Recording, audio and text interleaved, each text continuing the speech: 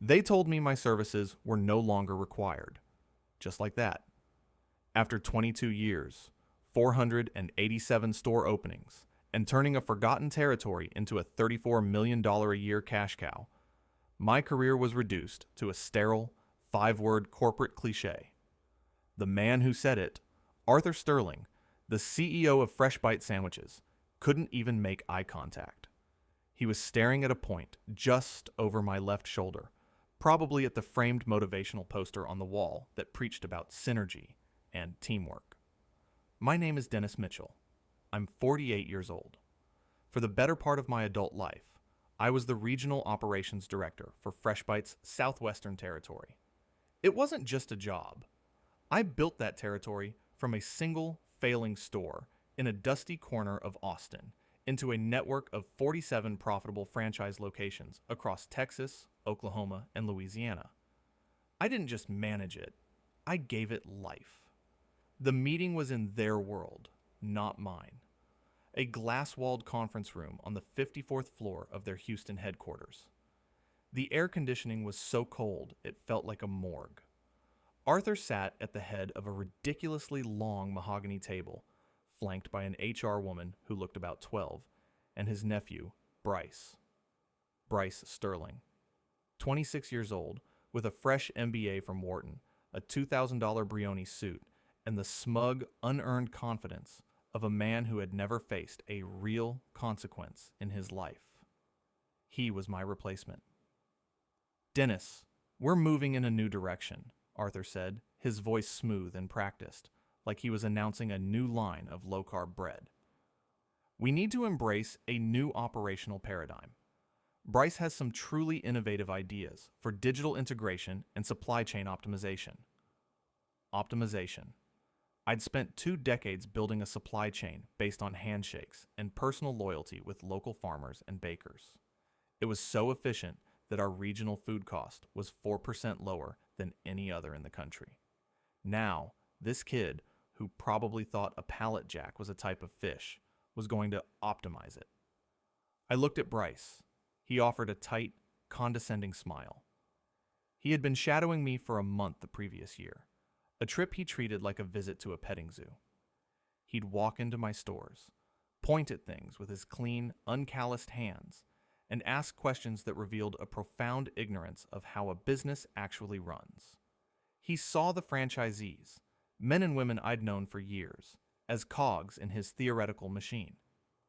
"Madison's going to do great things as our new regional operations director," Arthur had said to me just a few months prior, when he'd replaced another veteran director in the Midwest with his daughter. I guess he'd run out of daughters. I didn't say anything. I just nodded slowly. My heart wasn't pounding. My hands weren't shaking. A strange, dead calm settled over me.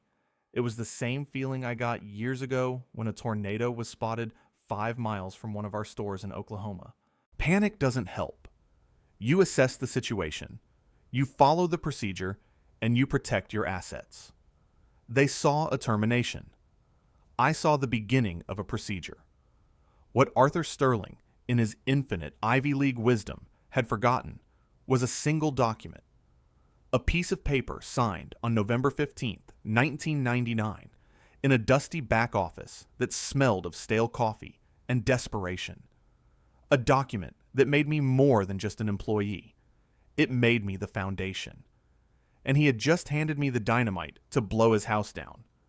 If you like stories about corporate karma and how real expertise always beats empty suits, hit that like button and subscribe right now. I post new stories about quiet revenge and blue-collar justice triumphing over arrogance every week, and you won't want to miss what's coming. My journey with the company didn't start in a high-rise. It started in 1997 in a failing shop called Sam's Subs off I-35 in Austin. I was 26 years old, just out of the Army where I'd spent 4 years in logistics. I knew how to move things from point A to point B efficiently, and I knew how to manage people. The owner was Sam Sterling, Arthur's father. Sam was a gruff, honest man who built his business with his own 2 hands. He was losing money on the Austin store and was ready to close it. I told him to give me 6 months. I worked 80-hour weeks. I learned every aspect of the business, from slicing provolone to scrubbing the grease traps. I renegotiated with local suppliers. I retrained the staff. I stood outside and handed out free samples until my feet swelled. In 6 months, the store was profitable. By the end of the year, it was one of the most profitable locations in the small 10-store chain. Sam was impressed. By 1999, he wanted to expand, but the company had no capital. The banks wouldn't touch him. He had a vision for the Southwest, but no way to execute it. That's when he called me to his office. The breaking point came then, in a good way. Sam laid it all out. "Dennis, I can't afford to hire a big-shot director. I can't even afford to pay you what you're worth right now. But I trust you. I want you to build out Texas, then Oklahoma and Louisiana for me. But you'll be on your own." That's when he made me the offer. It was the origin of my secret weapon.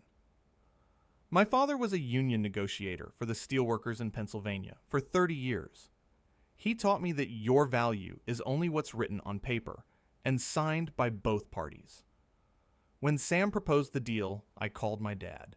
His advice was simple and direct. Don't let them make you an employee with a fancy title. You're building this. You need to be a partner. Get ownership, get control. So, I went back to Sam with a proposal drafted by a hungry young lawyer my dad knew. It wasn't a standard employment contract. It was a master franchise agreement. It granted me, Dennis Mitchell, the individual, not the regional director, the exclusive and perpetual rights to develop, franchise, and operate Sam Subs locations in the 3-state territory. I would be the effective franchisor for the region. I would find the franchisees, train them, and support them.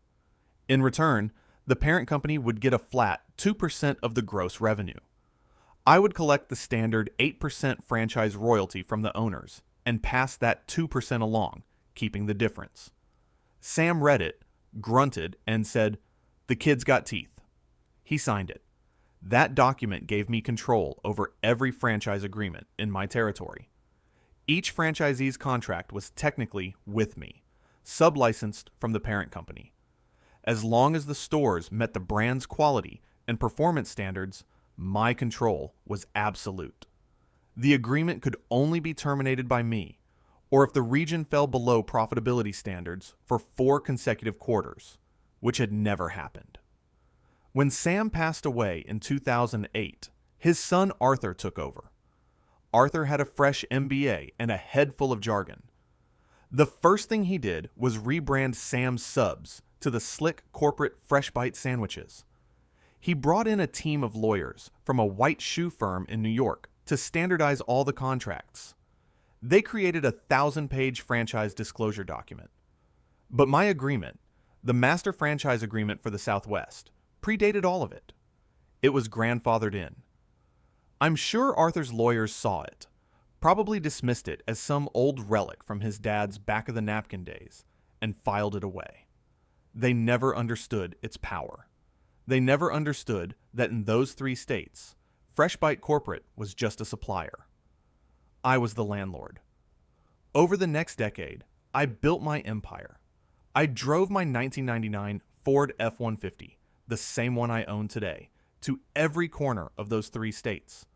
I scouted locations, negotiated leases, and interviewed potential franchisees.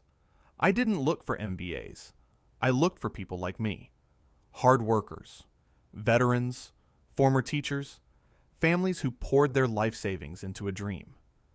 I trained every single one of them myself, using a manual I wrote. My wife, Sarah, would joke that she could track my movements by the credit card receipts from 100 different roadside diners. My 2 kids, a boy and a girl, grew up with a dad who was often on the road. I missed school plays and soccer games. I spent anniversaries in lonely Holiday Inns. I poured everything I had into building that region, and it worked. We became the model territory.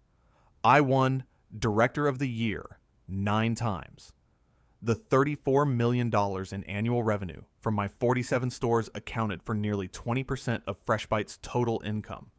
I was the foundation, the load-bearing wall holding up the whole structure, and they had just tried to remove me with a sledgehammer. The stakes were my entire life's work. My family was secure, our house was paid for, but our retirement and the kids' college funds were heavily invested in FreshBite stock options.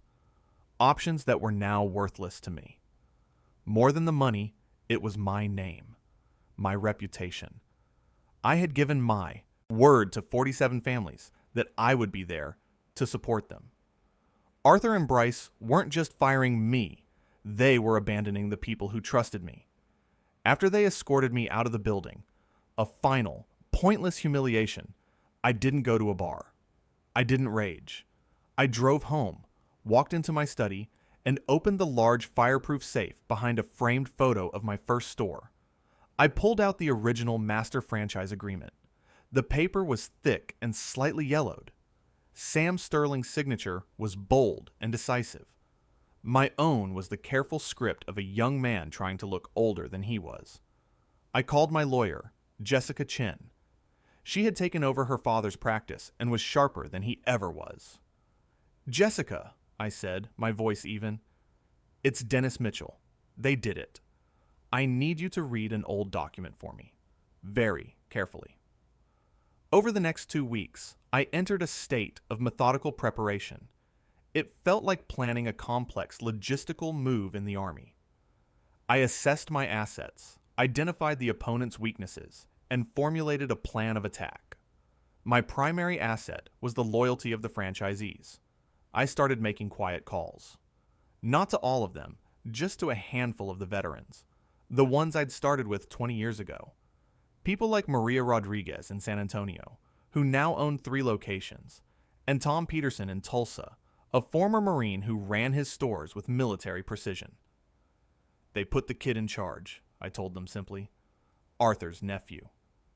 I could hear the groan on the other end of the line.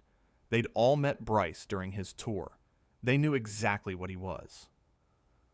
"What are you going to do, Dennis?" Maria asked, her voice tight with worry. "I'm working on something," I said. "Just keep your head down, document everything, and don't sign any new paperwork from corporate without calling me first." Meanwhile, Bryce began making his unforced errors. His arrogance was my second greatest asset. Believing he had already won, he moved with the reckless speed of the incompetent. His first official act was to send a memo announcing a mandatory overhaul of the regional supply chain.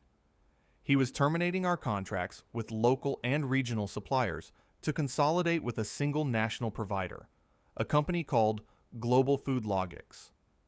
It was a classic MBA move. Achieve economies of scale on paper, while ignoring the real-world consequences. He didn't know that our contract with a family-owned bakery in Louisiana that supplied all our bread was written on a handshake and renewed every year over a plate of beignets. He didn't know our produce came from a co-op of Texas farmers I had personally assembled, guaranteeing us fresh vegetables a day earlier than any national competitor. Within a week, the chaos began. The first Global Food Logics trucks arrived 2 days late. The bread was stale. The tomatoes were pale and mealy. Franchisees were furious. Customer complaints, which I had tracked religiously for years and kept below 0.5%, spiked to 5%. I had my franchisee network forward me every email, every memo from Bryce. I compiled a dossier. His communications were a masterclass in corporate condescension. When franchisees complained about the new supplier, he replied with canned messages about embracing innovation and transitioning to a more scalable model. He was so insulated by his ego and his uncle's title that he couldn't see the disaster unfolding. He never once thought to look for the foundational legal documents of the region he was now running into the ground. He assumed we were just like every other corporate territory. He never checked. While Bryce was busy optimizing, I was building. Jessica and I formed a new corporation, Mitchell's Deli Co. We designed a simple, clean logo. We secured a line of credit using my personal assets. I contacted every one of my old suppliers. I told them my plan. Not a single one hesitated. Their loyalty was to me, not to a logo on a sandwich wrapper. We prepared 47 identical franchise conversion packages. Each contained a new agreement from Mitchell's Deli Co., a detailed plan for debranding the Fresh Bite materials, and a personal letter from me. The final piece of evidence came 3 weeks after my firing. Bryce, in a fit of cost-cutting genius, canceled our regional pest control contract and switched to a cheaper national service. The new company missed a scheduled service at 3 Dallas locations. An anonymous tip, I still don't know from where, but I have my suspicions it was a disgruntled employee at corporate, led to a surprise visit from the health department. They didn't shut the stores down, but they issued a B rating, a first in the history of the region. The Dallas Morning News ran a small story. That was the emergency I needed. Franchisee panic reached a fever pitch. Revenue across the region, which had never once dipped year over year, fell by 12% in a single month. That's when Arthur Sterling decided to intervene personally. His assistant sent out an email announcing a mandatory, region-wide video conference. All 47 franchise owners were to attend. Arthur and the brilliant new director, Bryce, would be on the call to address the recent challenges and unveil their new roadmap to success. They were walking directly into my kill box. I had Jessica send a formal letter via courier to Arthur's legal department, citing Section 4, Paragraph B of my master franchise agreement, which stipulated my right to be present at any all-hands meeting concerning regional operations. I knew they would ignore it. Their arrogance was predictable. They saw me as a disgruntled ex-employee, not a legal entity they were in business with. The day of the call, I sat in the small office I had leased for Mitchell's Deli Co. The new logo was on the wall behind me. I wore a simple polo shirt, the same thing I wore when visiting stores. Tom Peterson from Tulsa had sent me the meeting link that morning with a simple message. Go get 'em. Skipper. I waited. I watched the clock on my computer screen. The meeting was scheduled for 2:00 p.m. Central. At 2:10 p.m., I clicked the link and joined the call. My face appeared in a square on the screen alongside 49 others. There were the 47 franchisees, their faces a mixture of anxiety and anger. And there were Arthur and Bryce sitting side by side in that same soulless Houston conference room. They looked confident, composed, ready to deliver a lecture. Arthur was in mid-sentence, talking about recalibrating our strategic imperatives. He didn't notice me at first, but Bryce did. His eyes widened, his smug expression melting into confusion. He nudged his uncle. Arthur stopped, squinting at the screen. "Dennis?" he said, his voice tight with disbelief. "What are you doing on this call? This is a private meeting for Fresh Bite franchisees. Security will remove you." The room held its breath. The little squares of the franchisees' faces all turned to me. This was the moment, the culmination of 22 years of work and 6 weeks of silent, furious preparation. I leaned forward slightly, my voice calm and measured, letting the microphone pick it up clearly. "Actually, Arthur, it's not a private meeting.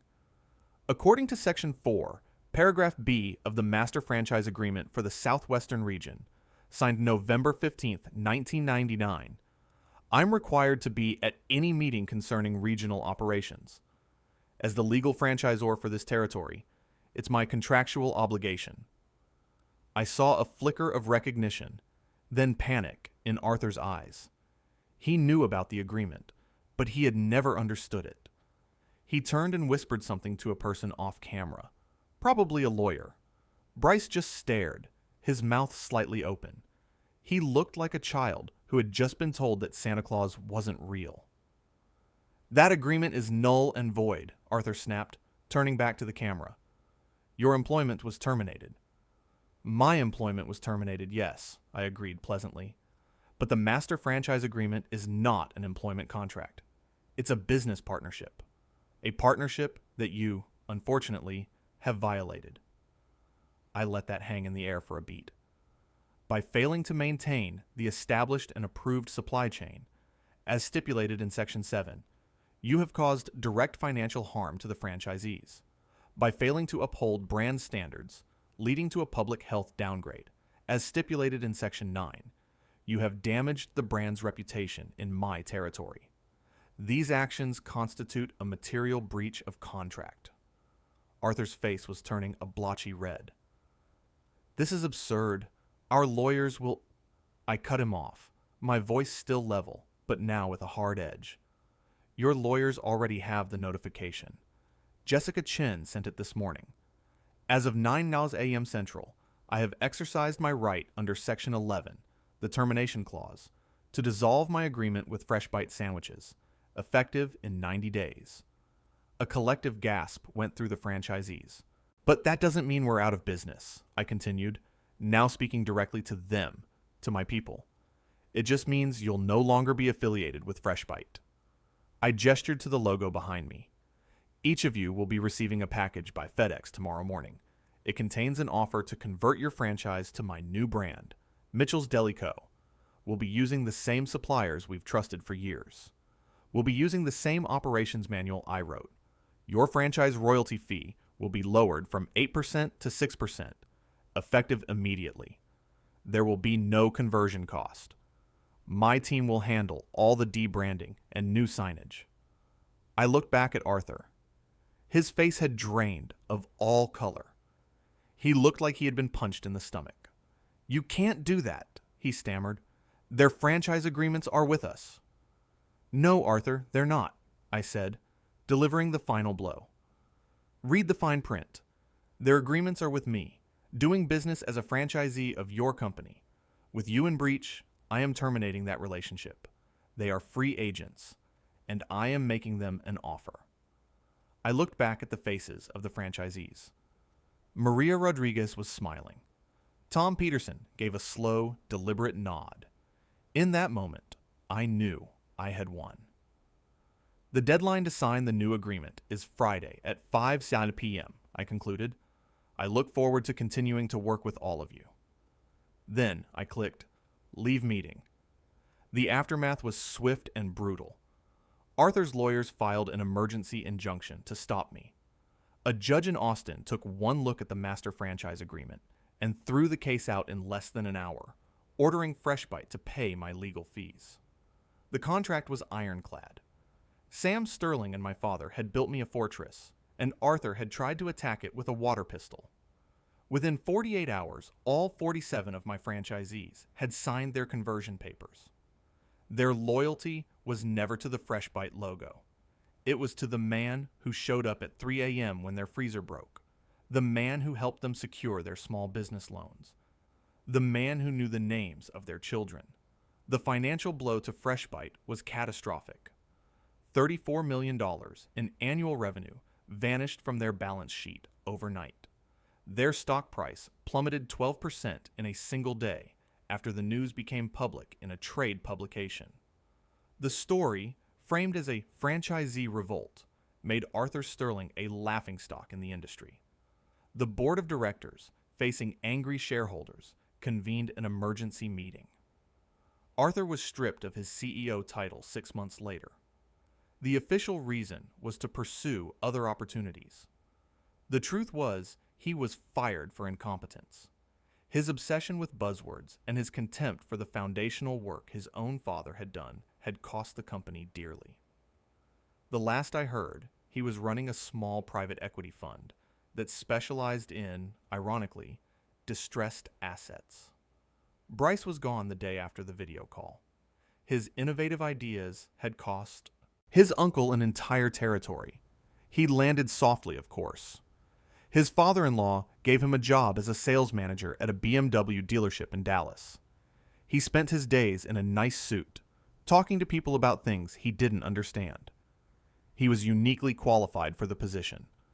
The enablers at corporate, the VPs and HR drones who stood by and nodded while Arthur dismantled the company's most profitable region, were swept out in the restructuring that followed his departure.